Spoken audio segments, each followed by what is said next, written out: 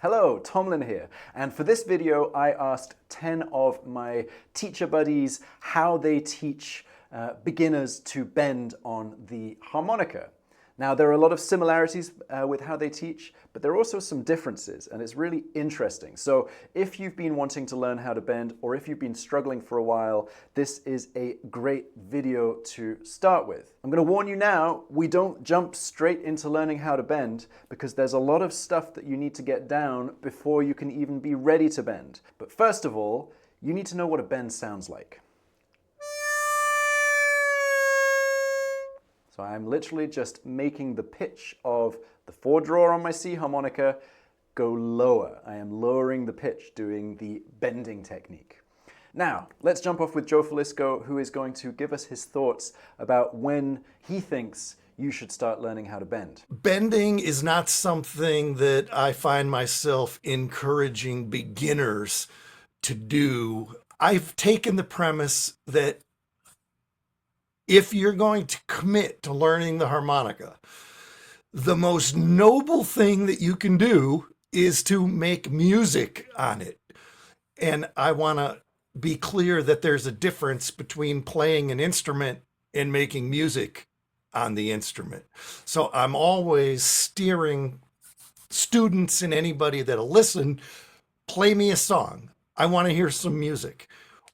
So when they're at a point, when a student is at a point where they can play a song musically, then we can talk about enhancing it by incorporating bends that'll make it more emotional, maybe more bluesy.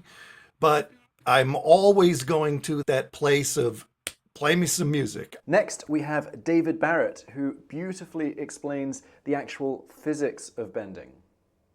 Let's go ahead and talk about the physics. There's 2 motions that the tongue must do to affect the reeds. So before we take a look at the harmonica, let's just think about what happens in the mouth. So the tongue must go up and it must move back for the bend.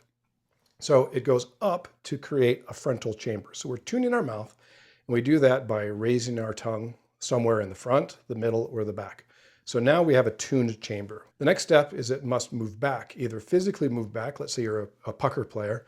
You'd raise your tongue and you can slide your tongue back. And what happens is, as you slide your tongue back, this chamber gets larger. So the reed says, okay, I'm gonna go with you. If you're tongue blocking, your tongue is on the face of the harmonica, so it's stuck. So what you'll do is you'll hump up more of the front and then the middle and then the back. And you can see that we're dynamically changing the tuning of the chamber of our mouth. So the tongue is almost 100% responsible for bending. The jaw position also influences that. So we are tuning our mouth to the reed that we're about to bend, and then we are enlarging the chamber.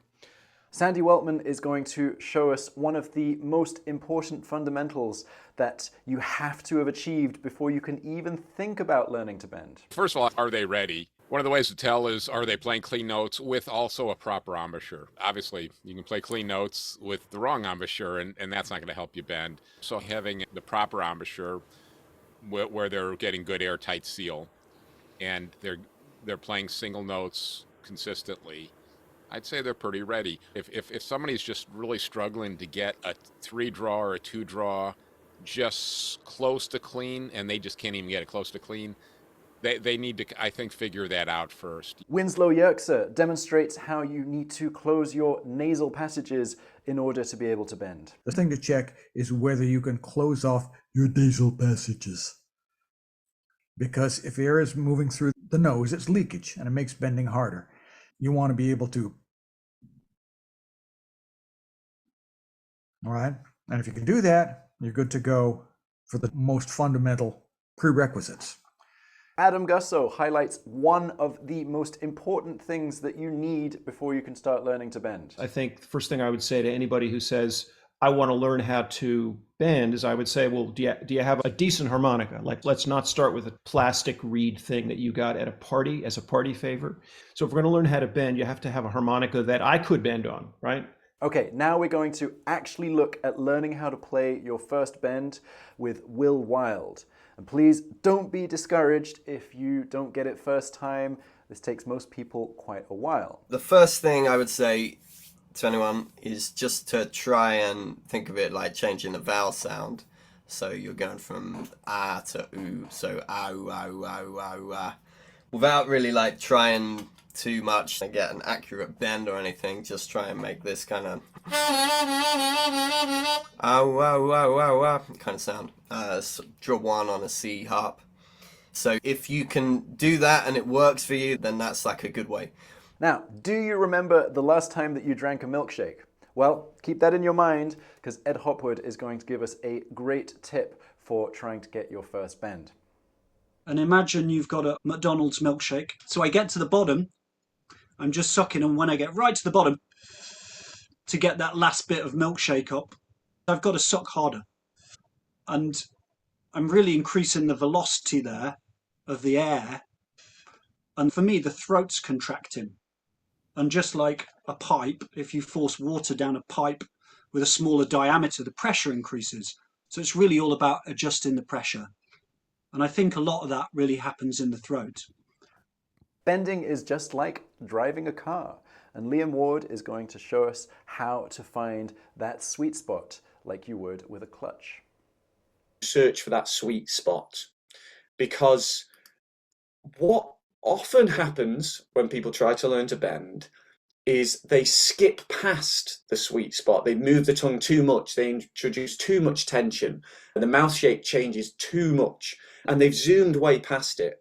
If you drive a manual car, then you'll know that there's a bite point with the pedals where you have to find this point where the gears engage and the car will move. Now, if you go too far, the car stalls. You have to turn the engine on again and have another go. And it's a bit like that with the bend, that if you go ever so slightly too far, you've lost it. And the amount of times I've heard people try to bend and I think they're going to get it, and then it just skips past.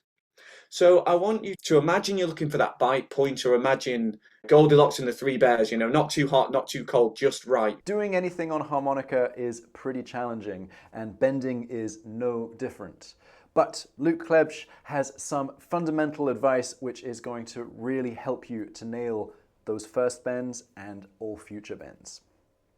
The number one problem I see with beginners, just in general, just with everything, just with learning every technique, is just getting tension. Yeah. Just tension, like just take a deep breath, relax. Just when you're relaxed, everything works better, yeah? All the holes on the harmonica bend slightly differently. So Todd Parrott is going to show us how he approaches bending holes 1 and 2.